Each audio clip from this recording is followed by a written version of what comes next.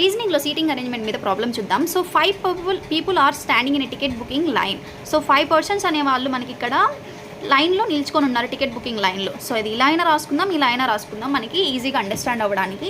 So ఏమన్నాడు, A and CD are standing together. ACD అనే వాళ్ళు కలిసి నిల్చుకొని ఉన్నారు. So D is between A and B. So A and సికి మధ్య ఎవరున్నారు, డి అంట. సో అనుకుందాం మనం ఏ అండ్ సికి మధ్య డి అనుకుందాం. సో నెక్స్ట్ ఏమన్నాడు, A is immediately behind B. So A అనే అతను బి ఇమ్మీడియట్గా బి వెనక ఉన్నాడంట. సో బి వెనక ఏ. సో నెక్స్ట్ ఏంటి, సో బిఏ డిసి. నెక్స్ట్ ఏమన్నాడు, is immediately behind C. So C వెనక ఎవరున్నాడు, ఈ.